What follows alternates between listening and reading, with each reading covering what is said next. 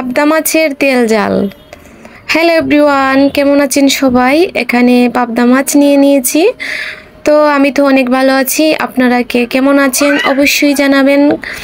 আর নিয়ে নিলাম পেঁয়াজ কুচি করে কেটে, আর নিয়েছি কাঁচা লঙ্কা আর পেঁয়াজ বাটা আর রসুন বাটা নিয়েছি একটু। আর এখানে ছোট ছোট মাছ আছে, এখানে ঝুরি করে আলু কেটে নিয়েছি। তো এই যে আলু দিয়ে আর এই ছোটো মাছ দিয়ে রান্না করব।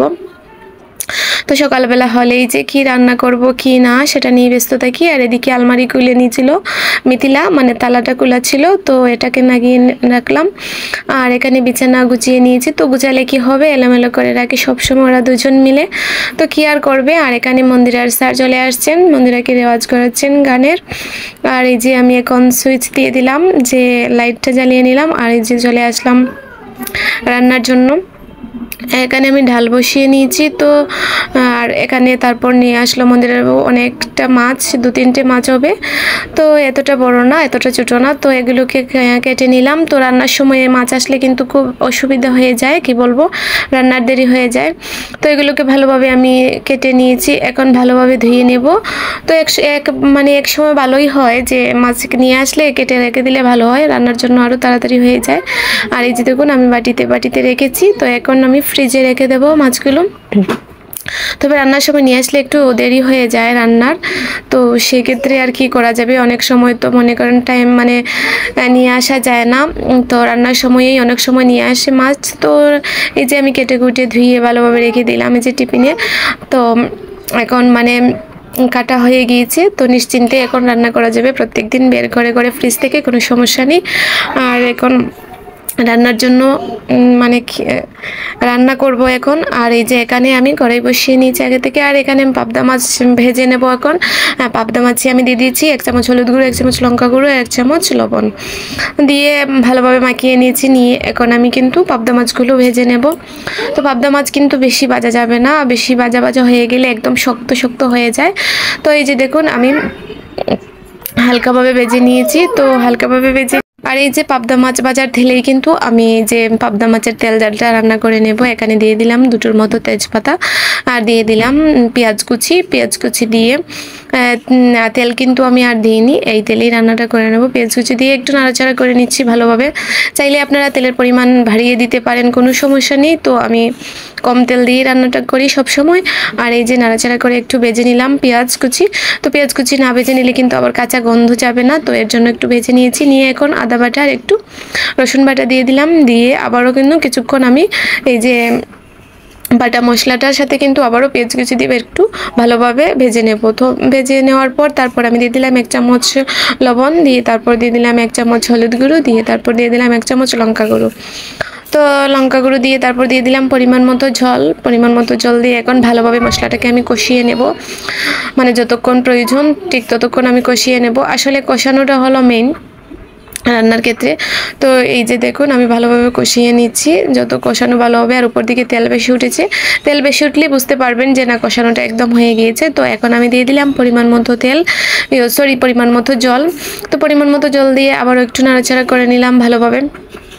নাড়াচাড়া করে এখন অপেক্ষা করব কিছুক্ষণ যেন জল ফুটে উঠে, তারপর আমি যে মাছগুলো দিয়ে দেবো। আর জল ফুটে উঠেছে, তো এখন আমি পাবদা মাছ দিয়ে দিলাম। তো পাবদা মাছটা এভাবে রান্না করলে খুব ভালো লাগে, মানে আমাদের সবাই খুব পছন্দ করে এভাবে রান্না করলে। তো আমি আমার মতো করে রান্না করি, তো আপনারা চাইলে একদিন রান্না করতে পারেন এভাবে, খুব ভালো লাগে কিন্তু খেতে, অসাধারণ লাগে। আর অন্য চুলাতে আমি এই যে পেঁয়াজ কুচি, তারপরে এই যে তেজপাতা দিয়ে দিলাম, দিয়ে ভালোভাবে নাড়াচাড়া করে নিচ্ছি। পেঁয়াজগুলো একটু ভালোভাবে ভেজে নেব। আসলে পেঁয়াজ ভালোভাবে ভেজে নিলে মানে মনে করেন যে কোনো রান্নারই কিন্তু মানে গন্ধটা অন্যরকম আসে। আর এই যে মুসুর ডাল আমি সোমবার দিয়ে দিলাম। তো মুসুর ডাল আমাদের মানে প্রত্যেক দিনই হতে হয় এমন, মানে বাচ্চাদের জন্য। তো এর জন্য আমি পাতলা করে মুসুর ডাল রান্না করে নিয়েছি। তো ওরা মাছ আর এই যে মুসুর ডাল দিয়ে খেয়ে নেবে। তো এই যে দেখুন আমার খুব সুন্দর মুসুর ডালের রং হয়ে এসেছে, মানে খুবই ভালো লাগছে দেখতে। আর এখানে আমার যে পাবদা মাছও রান্নাটা হয়ে গিয়েছে ওই চুলাতে। এখন আমি দিয়ে দিলাম জিরে বাটা।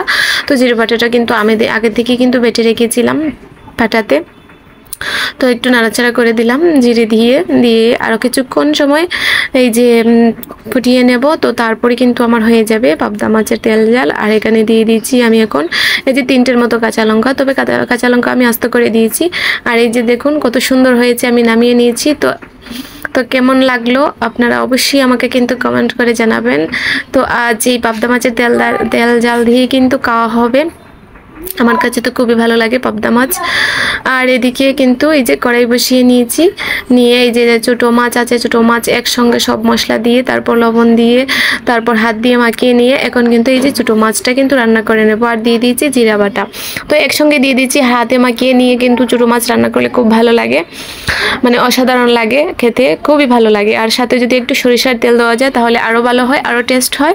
তো আমিও কিন্তু একটু সরিষার তেল দিয়ে দিয়েছি, তো এটা হয়তো ক্যামেরায় দেখাতে পারিনি। তো এখন আমি দিয়ে দিলাম এই যে সবগুলো মাছে যে পেঁয়াজ কুচি সব মানে সব যা যা মশলা সব কিছু কিন্তু হাতে মেখে দিয়ে দিয়েছি আমি। আর তেলটা গরম হওয়ার পরই কিন্তু দিয়ে দিলাম, দিয়ে এখন একটু নাড়াচাড়া করে নিচ্ছি ভালোভাবে, একটু মানে ভাজার মতো হবে। তো এটা মানে এটাতে বেশি পরিমাণে জল দেবো না, হালকা করে জল দেবো। আর দিয়ে দিলাম এই যে দেখুন ভাজা হয়ে যাওয়ার পর যে ঝুরি করে আলু কেটে রেখেছিলাম, আলু আমি আগে থেকে কিন্তু ভেজে রেখেছি। আর দিয়ে দিয়েছি কাঁচা লঙ্কা 2-3টের মতো, দিয়ে আবারও একটু নাড়াচাড়া করে নিচ্ছি। কাঁচা লঙ্কা কিন্তু চিড়ে দিলে ভালো হয়, মানে গন্ধটা খুব সুন্দর আসে, কিন্তু আমি চিড়ে দিতে পারি না কারণ আমার বাচ্চাদের জন্য। তো মানে আস্ত করে দিলে মনে করেন ওদেরকে একটু খাইয়ে দিতে পারি, আর মানে চিড়ে দিলে কাঁচা লঙ্কা তো ওরা খাবে না, জাল হয়ে যাবে, তো এর জন্য আর আমি চিড়ে দিই না। আর এখন আমি দিয়ে দিলাম পরিমাণ মতো জল, মানে যে দেখুন একদম হালকা পরিমাণে মানে দিয়েছি জল, বেশি দিইনি, একটু মানে ফুটিয়ে নেব। জলটা ফুটিয়ে নিলে তারপর কিন্তু আমার এই যে ছোটো মাছের এই তরকারি রান্নাটা কিন্তু আমার হয়ে যাবে। হ্যাঁ, আর এই মাছ দিয়ে কিন্তু এভাবে আলু দিয়ে রান্না করে খেলে খুব ভালো লাগে, মানে খুবই টেস্ট হয়, কি বলবো।